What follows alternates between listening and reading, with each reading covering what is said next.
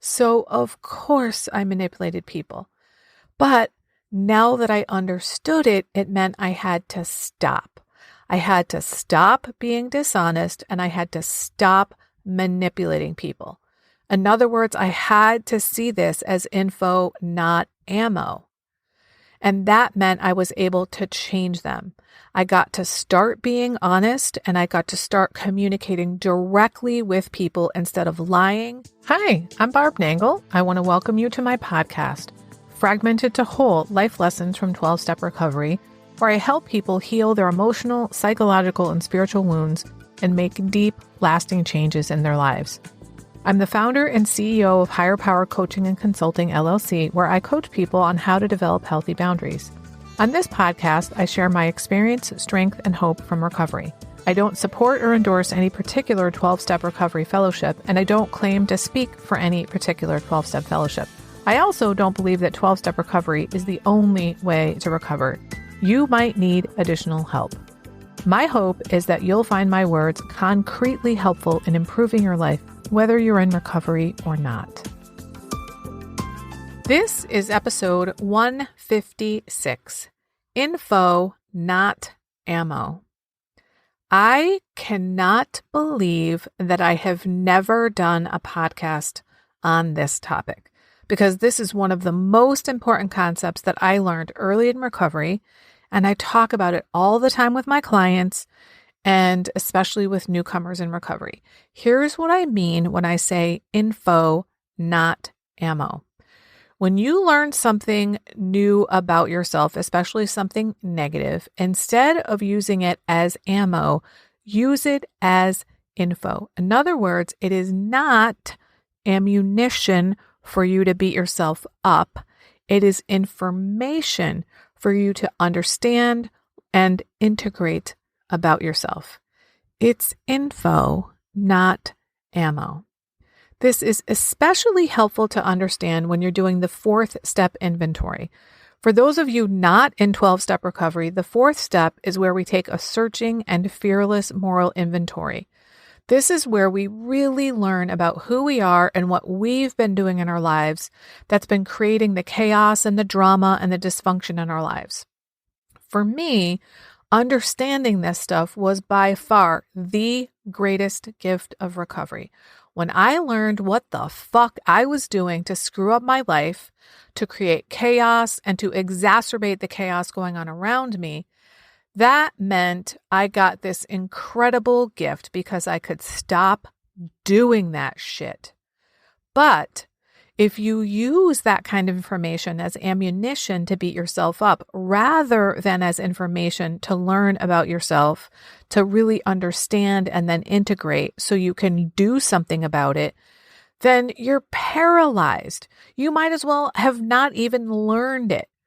So this is info, not ammo. Let me give you a couple of examples. When I learned that I was a people pleaser, that was news to me. Now, I'd heard the term people pleaser before, and I remember thinking when I heard it that so-and-so that I worked with, oh yeah, she's absolutely a people pleaser. But I didn't know that I was one. So this was huge for me. And when I was learning what a people pleaser was and that I was one, I also learned that people pleasing is dishonest and manipulative. And I was like, oh my God, I'm a horrible person. And then I went, whoa. This is info, not ammo. It's information for me to understand about myself. It's dishonest to be a people pleaser because I'm telling people yes when I mean no. I'm saying I'll do things I don't really want to do. I'm acting like I like things I really don't. And why am I doing that? I went through this whole process and learned that it was because I wanted people to like me. The other part of being a people pleaser was that it's manipulative. I was doing things with an outcome in mind, which was that I wanted people to like me or at least think certain things of me. I was trying to manipulate them into liking me. And this in particular made me feel like, oh my God, this is horrible. It's bad enough that I was dishonest. But then to learn that I was also manipulating people, it was like, oh my God, I'm horrible. And I was reminded again, it's info, not ammo. So to look at this and say, all right, well, why was I manipulating people? Well, here's why. I grew up in a dysfunctional family.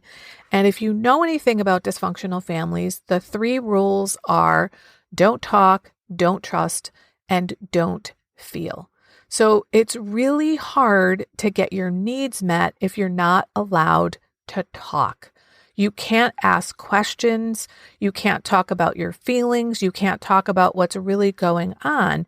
And the only way, especially when you're a small child, to get your needs met without talking is to manipulate. And I was actually taught to do this. This is how things worked in my family. Now, I'm not blaming them because that's all they knew how to do because that's what they were taught. So, of course, I manipulated people. But now that I understood it, it meant I had to stop. I had to stop being dishonest and I had to stop manipulating people. In other words, I had to see this as info, not ammo. And that meant I was able to change them. I got to start being honest and I got to start communicating directly with people instead of lying and trying to obfuscate and trying to beat around the bush. And even though I felt like it was going to kill me when I first started doing these things, I'm still standing. It didn't kill me to speak directly to people. It didn't kill me to be honest with people.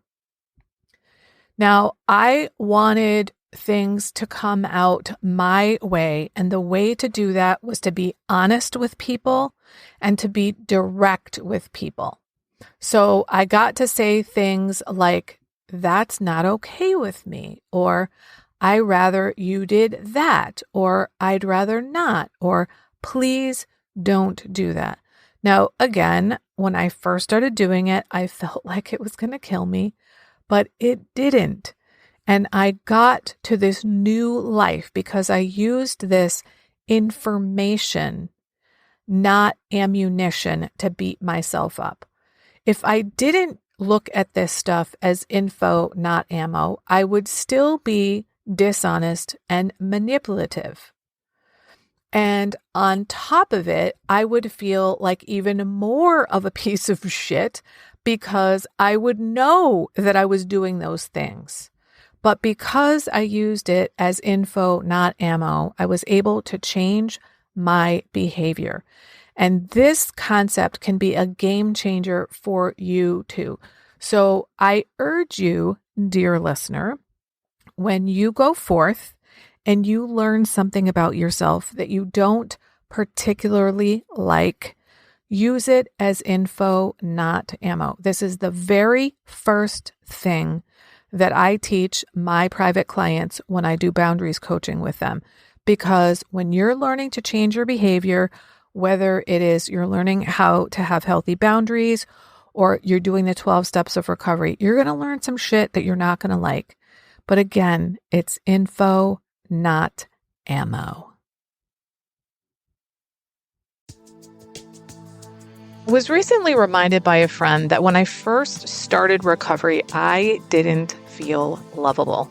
I almost can't believe that I used to feel that way and that I kind of forgot something so profound because I truly love myself now. And I want that for everybody. If you don't love yourself, there's literally nothing that can make up for that.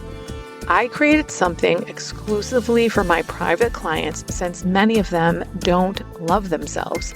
And I've now opened up my private vault to share it with up to 10 people individually. It's called the Self-Love Sprint. You'll grow to love yourself and truly feel worthy so you can stop saying yes when you really want to say no, stop neglecting yourself and putting everyone else first.